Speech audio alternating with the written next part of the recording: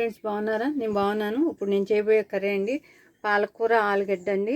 అది ఎలా చేయాలో చూపిస్తాను. దానికి కావాల్సినవి ముందు కరివేపాకు అండి, తర్వాత ఉల్లిపాయలు, ఆలుగడ్డ చెక్కు తీసి కట్ చేసి పెట్టుకున్నాను, పచ్చివేవి ముక్కలు. ఈ పాలకూర ఏమో హాఫ్ బాయిల్ చేసి మిక్సీ పట్టిన పేస్ట్ అండి ఇది. దాంట్లో గరం మసాలా, ఎండుమిర్చి అండి, సాల్టు. ఇప్పుడు మనం ఇది చట్టి పెట్టుకుని దాంట్లో తాలింపు వేసుకుందాం. ముందుగా ఆవాలు, జీలకర్ర, పసుపు వేసుకున్నాక ఆనియన్స్ వేసుకుందాం.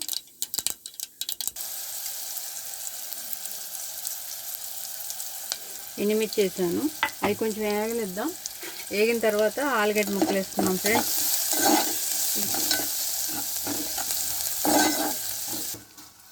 ఇదిగో ఫ్రెండ్స్, ఆలుగడ్డ ముక్కలు కూడా వేసేసాను, ఇవి మగ్గుతున్నాయి.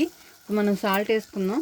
దీంట్లో కారం వాడనండి, పాలకూర పేస్ట్లోనే అల్లం, వెల్లిపాయి, పచ్చిమిర్చి వేసి పట్టాను, అందుకని కారం వాడను.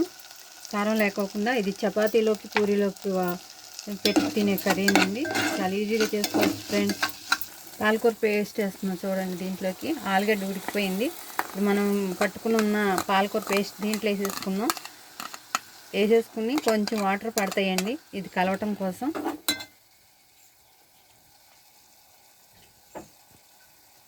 దీంట్లో కారం మట్టికి పచ్చిమిర్చేనండి, నేను ఈ పేస్ట్లో పట్టుకున్నాను. పచ్చిమిర్చి 2 పట్టినాయి నాకు, అవి ఘాటుగానే ఉంటాయి, కారం ఎక్కువ ఉండే పచ్చిమిర్చి. ఇది వాటర్ వేసుకుందాం. ఇదిగో ఫ్రెండ్స్, రెడీ అయిపోయింది పాలకూర. పేస్ట్ వేసినాక ఒక 5 నిమిషాలు ఉడకనివ్వాలి, మొత్తం ఉడికేదాకా ఉంచుకుని. ఇప్పుడు మనం దీంట్లో గరం మసాలా వేసుకుందాం. చూడండి, ఎక్కువ పట్టదు, కొంచెమే, ఒక చిటికెడంతా వేసుకుని కలిపేసుకుని స్టవ్ ఆపేయటమే. ఇదిగో ఫ్రెండ్స్, కూర రెడీ అయిపోయింది.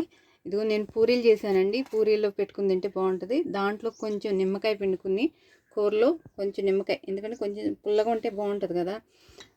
కొంచెం కారమే ఉంటుందండి, నేను పచ్చిమిర్చి వేసా కదా, బాగుంటుంది ఫ్రెండ్స్, టేస్ట్ బాగుంటుంది. పూరీలోకైనా, చపాతీ అయినా, రోటీనైనా, ఏదైనా సరే ఈ కూర ఒకసారి ట్రై చేయండి. చాలా ఈజీగా చేసుకోవచ్చు ఫ్రెండ్స్, చాలా టేస్ట్గా ఉంటుంది. చూడండి ఫ్రెండ్స్, లైక్ చేయండి, షేర్ చేయండి, సబ్స్క్రైబ్ చేసుకోండి.